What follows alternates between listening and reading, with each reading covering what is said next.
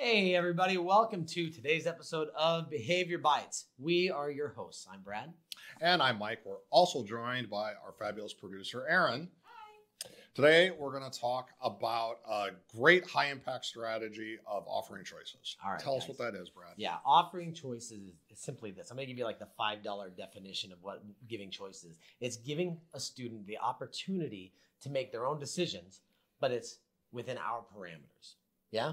Yeah. Now, this is, you're not going to use this all the time. It's not really a tier one strategy. This is something that's a strategy that is targeted at specific types of behaviors and specific kids, with the specific types of behaviors. Yeah, you're going to use it when you need it. Because check it out. So 90% of your students are going to do what you've asked them to do 90% of the time, right? That's a lot of kids a lot of the time. But every now and again, you're going to have a kid who sort of gets stuck, right? They're going to be showing that defiance, that oppositional behavior. And that's the time that you're going to pull out this strategy and put it to good use. Here's one example of what this can sound like. Okay. So, hey, a kid's getting frustrated with doing something like, you know what? You can work on this assignment now, or you can come in at recess when I have time to help you. That would be a pretty good example of what a choice sounds like. So why does this work? It gives students a sense of control. Not actually handing them the control, but giving them a sense of control. And here's just my little rant on this for the day. So Brad, you and I have both worked with some pretty tough kids, right? Yeah. I mean, some really intense behavior kids.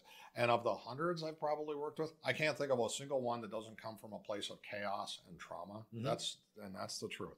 Now, this is particularly effective with that population because if you think about this, they're coming from a place where they have no control. And oftentimes in those environments of no control, something pretty terrible has happened to them. So in schools, they have a place where we can give them a sense of control. Right. So it's going to be really useful in keeping us calm, right? It avoids power struggles, right? That's handy, isn't it? Yeah, because I have a move that I can go to. Mm-hmm. Yeah, like for the kids getting stuck on this type of behavior, I have a move that's pretty simple to use, right. and in a neutral tone. Instead of I want you to do this, and the kid's saying I won't do this, and we butt heads. Instead, I'm saying, hey, this is what we got to get done. Do you want to do this or do you want to do this? Right? It gives me that calm approach to it, right? And the thing is, look, I still have control over that, right? This kid feels like they've got a sense of control in their own life, in their own destiny, but it's within my framework. It's on my terms. So it really ends up feeling more like a win-win because what we want to do with these kids is create a partnership, right? I want to help this kid through a difficult time. I don't do that by beating him over the head with my rules and my expectations. I do it by partnering. Yeah? That's a great way to put it. I like that one and stuff.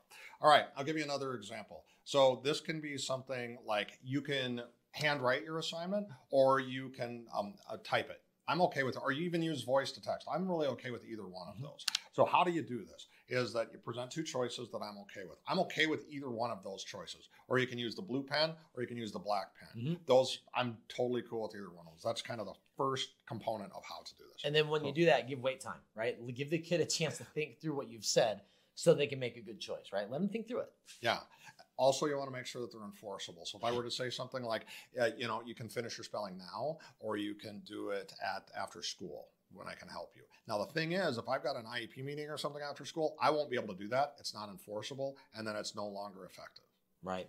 And I'm just going to share a couple of real quick examples with you, right? So I've got a student who is refusing to complete some work that I have for him, right? I'm like, look, man, you got some math, you got some spelling.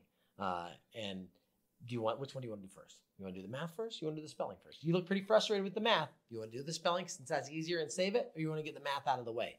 Give that time, let them think through it. Usually they're going to pick whatever works best for them, partner with them. The other example, I love partnering with my students, right? So I go up like, hey, look, man, I can tell you're really frustrated with this math and that's why you're not doing it. I want to help you out. Do you want me to do the first one so I can show you how to do it? Or do you want to try the first one and then I can do the second one? Let's take turns. I'm going to help you get through this. Again, I'm setting up that opportunity as a partner. I want that student to know I want to help them solve their problem. I love those examples. Oh, thanks. Yeah. Hey, as always, we appreciate you all. Thanks for joining us today. Yeah. Hey, check out our email address. Shoot us an email. If you have any questions, comments, gripes, complaints, we'd love to hear from you. And in the meantime, go forth, do good things.